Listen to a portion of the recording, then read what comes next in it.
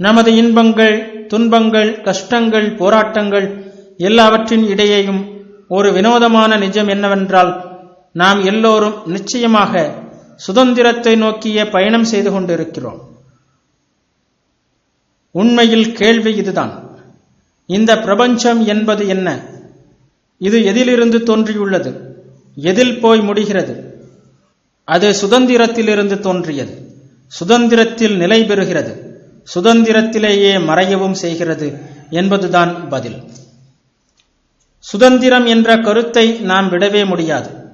சுதந்திரம் பற்றிய கருத்து இல்லாத நமது செயல்கள், ஏன் நமது வாழ்க்கையே பயனற்றதுதான். நாம் அடிமைகளே, சுதந்திரர்கள் அல்ல என்பதையே ஒவ்வொரு கணமும் இயற்கை நிரூபித்துக் கொண்டிருக்கிறது. அதன் கூடவே நாம் சுதந்திரர்கள் என்ற கருத்தும் தோன்றவே செய்கிறது. ஒவ்வொரு அடி எடுத்து வைக்கும் போதும் மாயை நம்மை அடித்து வீழ்த்தி நாம் அதற்கு கட்டுப்பட்டவர்கள் என்பதை காண்பிக்கிறது. அதே வேளையில் இந்த அடி, கட்டுப்பட்ட உணர்ச்சி, இவற்றுடன் நாம் சுதந்திரர்களே என்ற உணர்ச்சியும் தோன்றுகிறது. நமக்கு உள்ளே இருக்கும் ஏதோ ஒரு குரல் நாம் சுதந்திரர்கள் என்று சொல்கிறது. ஆனால் அந்த சுதந்திரத்தை உணர்வதற்கும் வெளிப்படுத்துவதற்கும் முயன்றாலோ கடக்க முடியாத கஷ்டங்கள் நம்மை எதிர்கொள்ள காத்திருக்கின்றன.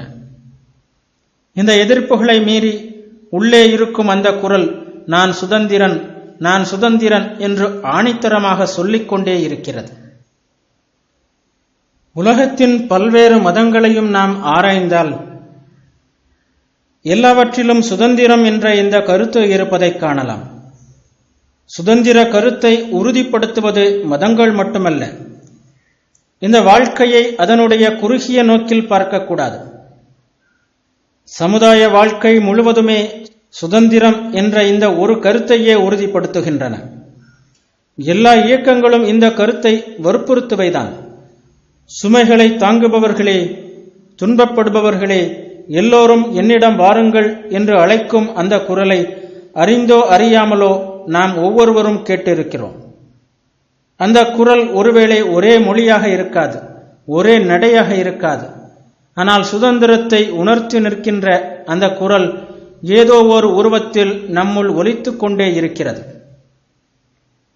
ஆம், அந்த குரலின் அழைப்பை கேட்டுதான் நாம் இங்கே பிறந்திருக்கிறோம். நம்முடைய ஒவ்வொரு அசைவும் அதற்காகத்தான்.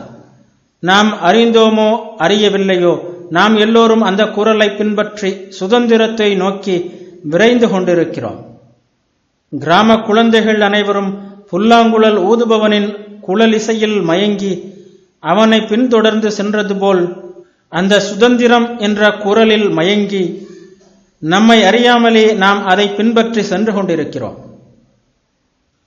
அந்த குரலை தொடரும் போதுதான் நாம் அறநெறி நிற்பவர்களாக இருக்கிறோம். மனிதன் மட்டுமல்ல, மிக தாழ்ந்தது முதல் மிக உயர்ந்தது வரையிலான எல்லா உயிர்களும் அந்த குரலை கேட்டு அதை நோக்கித்தான் வேகமாக ஓடிக்கொண்டிருக்கின்றன. இந்த போராட்டத்தில் அவை ஒன்றோடொன்று சேர்கின்றன, அல்லது ஒன்றையொன்று வழியிலிருந்து விலக்கி தள்ளுகின்றன. போட்டி, இன்பங்கள், போராட்டங்கள், வாழ்வு, சாவு என்று பிரபஞ்சத்தில் நடைபெறும் எல்லாமே இந்த குரலை அடைவதற்காக நடக்கும் வெறி போராட்டமே. இப்படித்தான் இயற்கை தன்னை வெளிப்படுத்திக் கொள்கிறது.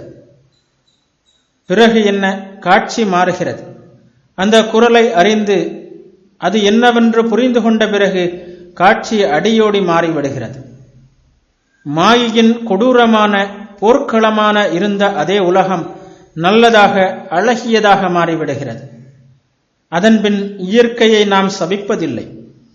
உலகம் கொடியது, எல்லாம் வீண் என்று நாம் சொல்வதில்லை. அதன்பின் நாம் அழுது கதற வேண்டிய அவசியமில்லை.